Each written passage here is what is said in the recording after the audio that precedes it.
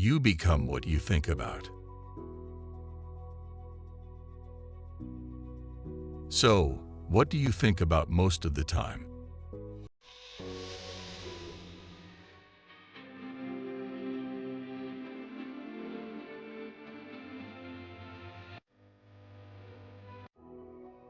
So basically, you create your own life with your own thinking. That your outer world is a reflection of your inner world. More than 350,000 people have been interviewed over the years and asked, "What are you thinking about right now?" The top 10% of income earners all answered the same. They think about what they want and how to get it most of the time. And when you begin to think and talk about what you want and how to get it, you begin to move rapidly toward your goals, and your goals start to move toward you. The more you think about what you want and how to get it, the more positive and optimistic you become. You set up a force field of energy that attracts people, resources, and ideas into your life to help you achieve your goals. And you need to put your goals on paper. You can't hit a target you can't see. You wouldn't even go to the grocery store to buy groceries without a list. Your job is to decide exactly what you want. Write it down, make a plan for its accomplishment, and then work on it every single day. Fortunately, goal setting is a skill you can learn. Every time you set and achieve a goal, you get better and better, and it takes even less time for you to achieve your next goal. I was a failure. I had holes in my one pair of shoes. The shoes were given to me. My size is about 10.5. These are size 12, so I wore them like swim fins. I had to kind of lean forward into them, so I went flop, flop, flop. I had one clip-on tie and one shirt that was wash and wear. I had to wash it out in my sink each night because it would stink, and I had one pair of pants. I put on my little clip-on tie and my little shoes, flop, and that was the beginning of my career. I could tell you within 25 cents how much money I had for the first 10 years of my adult life. And then I learned, thoughts are causes. Now, this is one of the hardest things for people to understand, that their entire outer world is merely a mirror. It reflects back to them in absolute, complete accuracy what is going on inside. Now, much of what is going on inside is conscious. Some of it is unconscious. But basically, it's the way we think and see ourselves and feel about ourselves on the inside that determines our external world. And if you want to change anything on the outside, you have to change things on the inside. Now, imagine a person looks in the mirror and they don't like the way their makeup is put on, or they don't like the look of their face, and they start to pound the mirror. You'd say, "You must be crazy." A mirror is neutral. The mirror just reflects back to you what you're presenting to it.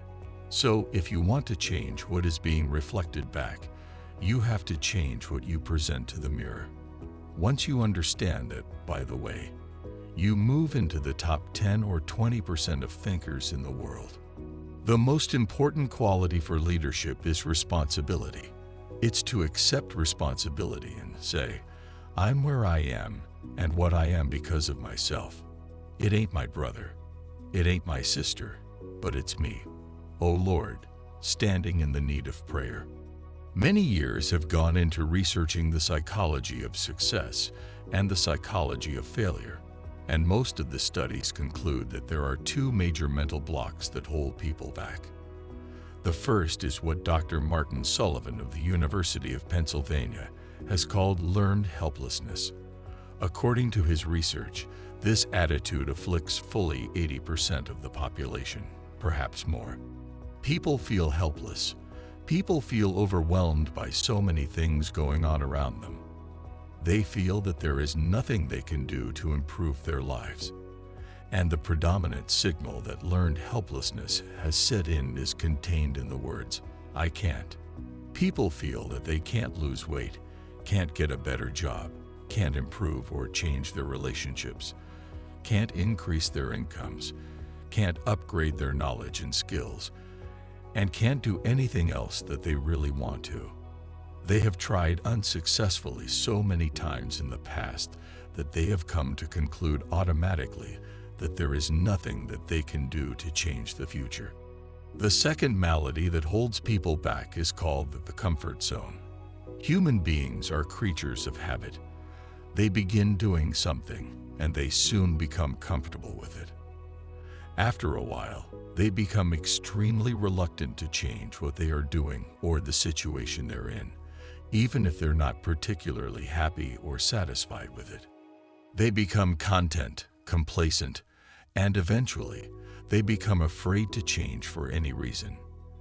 They get into a rut, and the longer they stay in it, the deeper it grows, until they finally lose all hope of ever changing or improving their lives.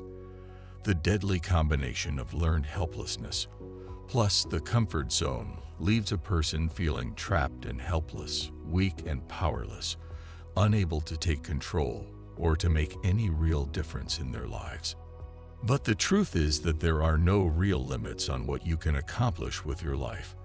And as Henry Ford once said, if you believe you can do a thing or you believe you cannot, in either case, you're probably right. Remember, the only limits on what you can do, have, and be are the limits that you accept on your abilities and your own potential. By learning how to think big about yourself and your future, you will learn how to take firm control over the direction of your life and accomplish more in the next few years than most people might accomplish in a lifetime. Now, let me tell you a little bit about my own background. I left high school without graduating back in the 60s. I traveled and worked at laboring jobs for a few years before I stumbled into sales. In sales, I spun my wheels for many months until I finally had a breakthrough that changed my life. The first breakthrough for me was when I learned that I could learn anything I needed to learn to achieve any goal I could set for myself.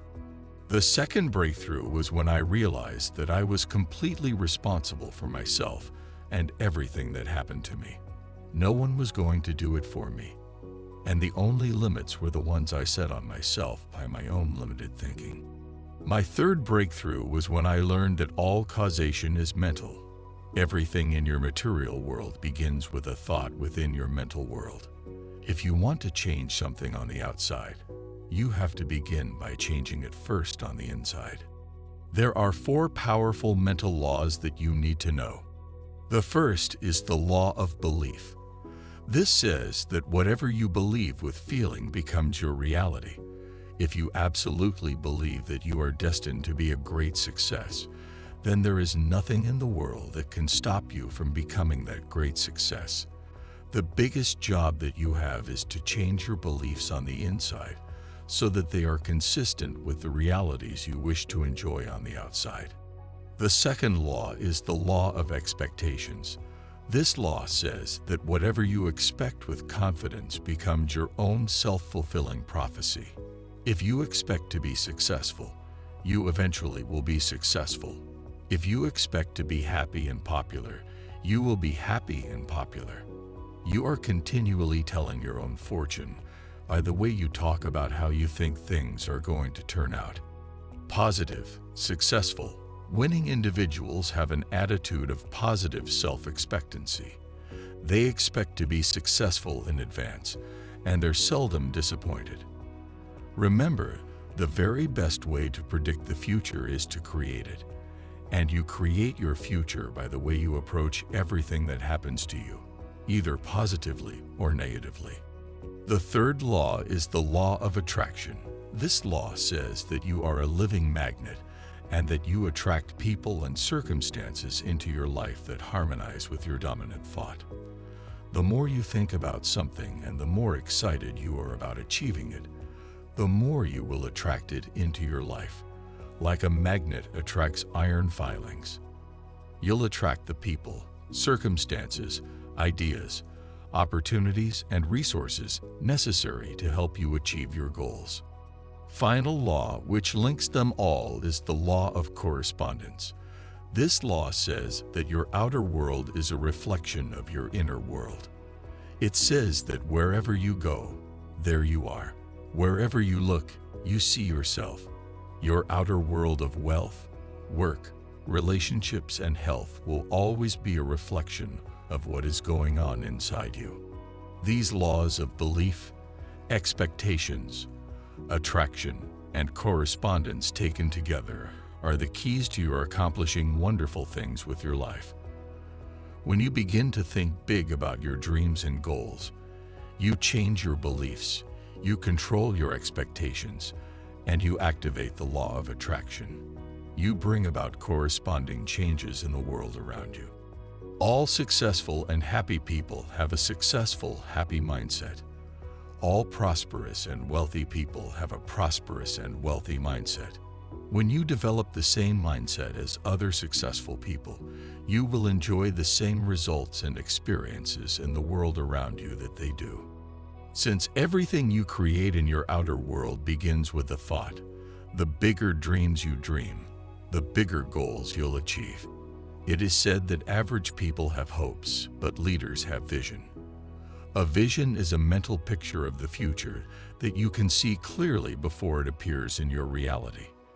Leaders practice back from the future thinking.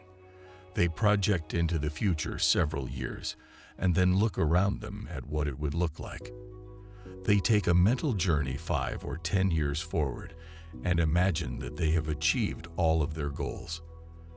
They then look back to the present, like looking from the top of a tall mountain down to where they're actually standing in the valley, and then they look at the path they would have to take to get to where they want to be in the future. The most important part of dreaming big dreams is for you to define your ideal future vision. It is for you to think about what you really want before you begin to think about what is possible for you. You dream big dreams by looking into the future and imagining that you have no limitations whatsoever on any of your abilities. When you imagine no limitations, you break the psychological chains of learned helplessness and the comfort zone. You rise above your current situation and pretend for a while that you have all the time, all the money, all the people, all the resources, all the education, all the knowledge, all the experience that you could ever possibly want to be or have or do anything that you could dream of. Here's one of the great equations that goes back 2,000 or 3,000 years before Christ. Thought times emotion equals reality.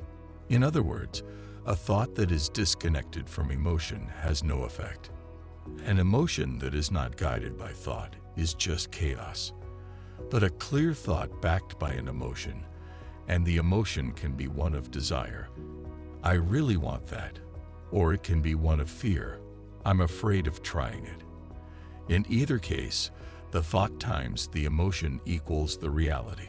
So if you could think of doubling your income and think of all the reasons why you'd like to do it, and all the difference it would make in your life and your practice, and what you could do for your family, and you get really excited about that thought, times that emotion is very healthy, and it begins to materialize almost like a Polaroid photograph used to develop, begins to materialize in your reality.